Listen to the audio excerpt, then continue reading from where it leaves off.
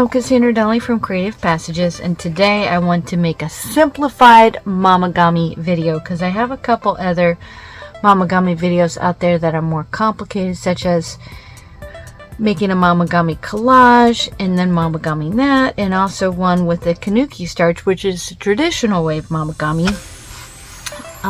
Mamagami basically is a Japanese word which means kneaded paper. And basically you're going to be folding the paper, and so I'm going to make this video really simple. I'm going to do this one piece so you'll have an easy reference or to go to if I'm doing a mamagami project or incorporating mamagami pieces. This will be your go-to for understanding how to do it. So I'm going to do this dry, but typically there's different ways that you can mamagami. You can use lotions, you can use hand cream, you can use olive oil, you can use different types of oil, you can use tapioca starch, and then traditional way is the Konnyaku starch. So I like it dry, and I also like it with the Konnyaku starch the best. If you're going to use oil, you got to keep in mind that it could potentially change the color. Also, when you add the oils and lotions, it could make it easier to rip, so you have to be more careful. Now basically all you're doing is crumpling the paper, and you can use any type of paper as long as you can fold it. So we recommend that you start by folding the corners in. I've seen some people just go straight to crumpling it up and gently try to fold those corners in, but I like to just fold the corners in and start with regular folding before crumpling. So this is very easy. Doesn't have to be in any particular way folded, other than you want those edges folded in first, only for the reason that you don't want them to tear, because when you're first starting out there's a high potential for it to tear. So if you're interested in doing mamagami with the Konnyaku starch, then I have another video on that.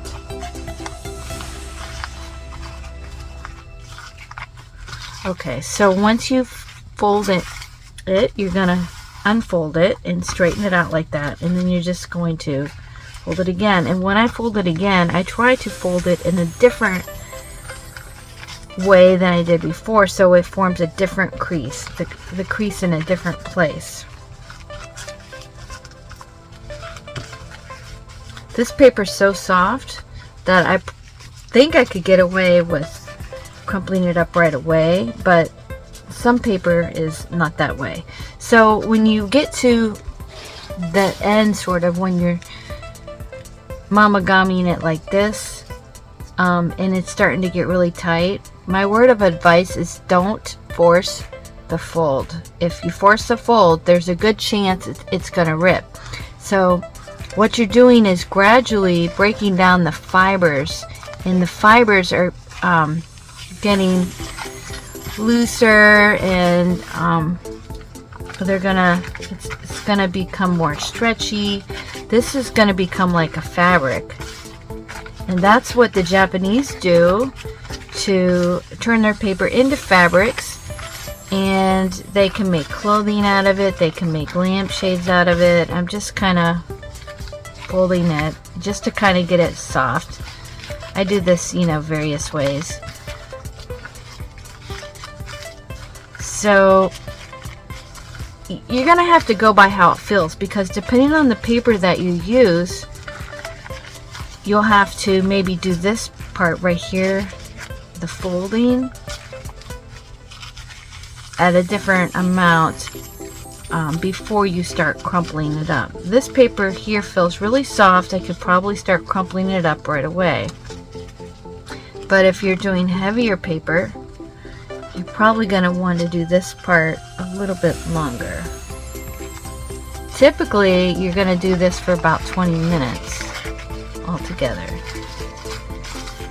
So I'm going to do it just, sometimes I kind of go, I fold it different ways. Just, I'm trying to get different creases in here in all different kind of directions.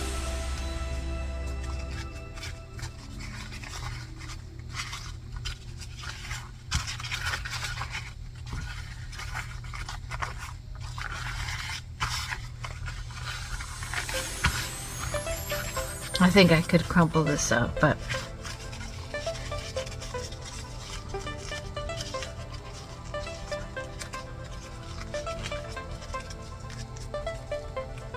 okay. If you crumple it too soon, you do risk these edges ripping. Okay, so now I'm gonna crumple it. Rice paper's a lot softer, but you'd probably have an easier time trying to just paint it or dye it than you would trying to do it with a printer. I had a hard time printing it out. I had to tape it to some regular copy paper. I tried 2 different ways of taping, and I found it worked best if I actually put the tape underneath and kind of like this. Let me show you.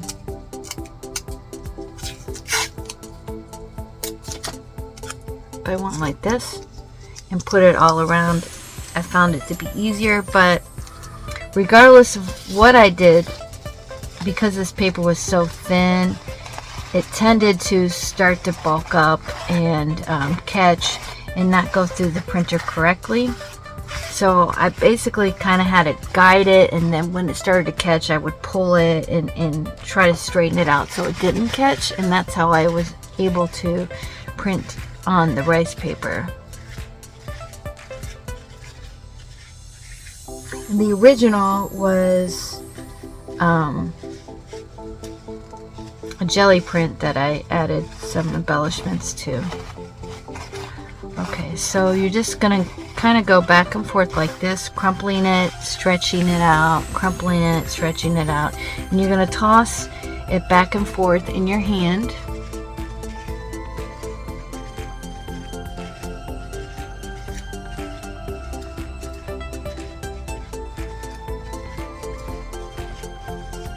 And you're gonna uncrumple it. This feels just like a tissue or like a napkin. And you're gonna crumple it up again.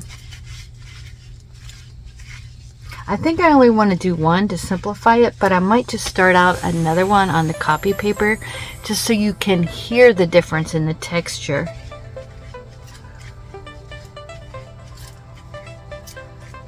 I once heard somebody explain that if you don't hear any more crunches, like when it's really soft, then you know it's officially completely mamagami. You can get to a point where you can't really crumple it up anymore. I love this. It's just like a napkin. I haven't done the rice paper yet. It's my first time. The rice paper's fun. It's fun to do. Now if you're gonna paint on the rice paper, you just have to be careful, because if it gets really, really wet, it can rip on you. So just be careful with it.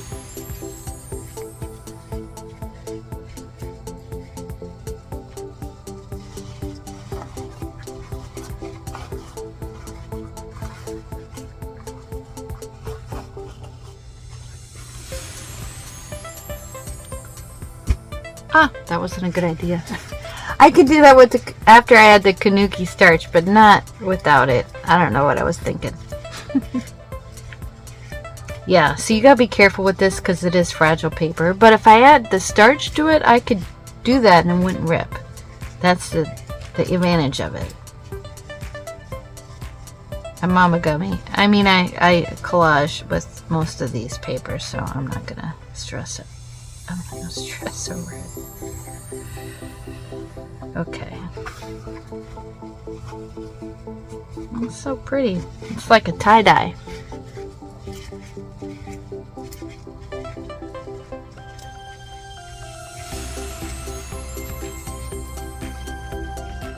This almost feels like a tissue.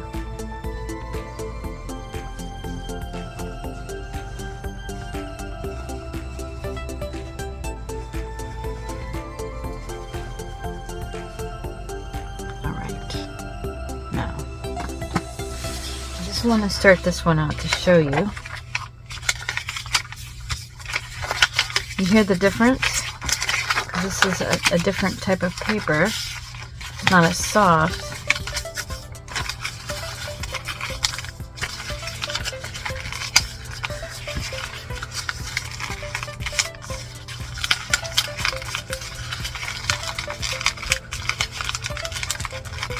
But after you mamagami it, it's going to be really soft.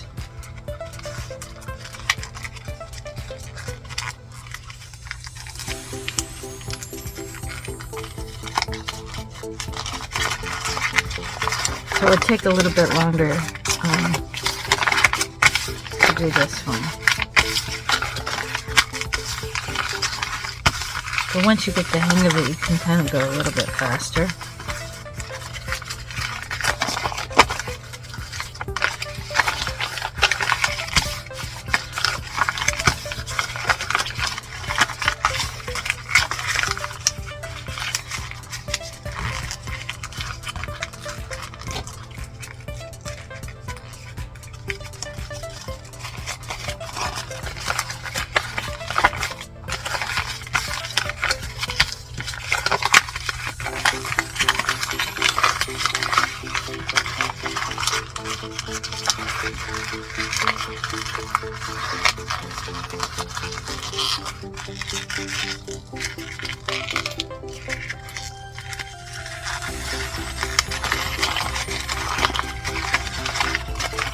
Now I've seen some people mamagami kind of like this.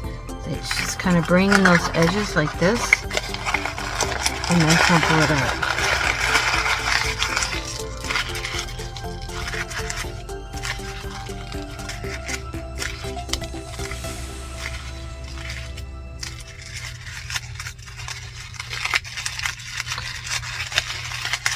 So you could totally stop whenever you feel satisfied with the amount of crinkles, because it's really up to you. The Japanese did it for, 20 minutes, but you don't have to do it that long.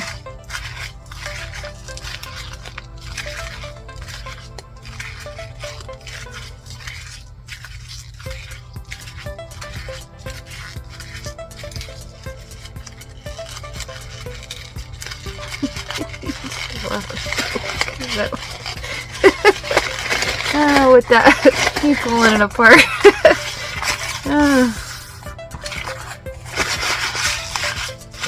Yeah, this is not taking hardly any time at all.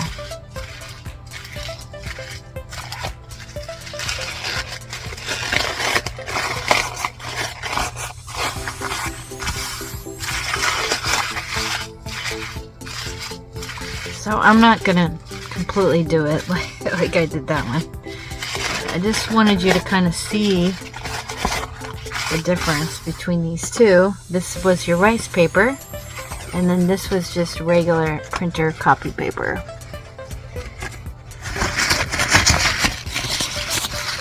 Wait, I'm going to do it separately so you can hear the sound.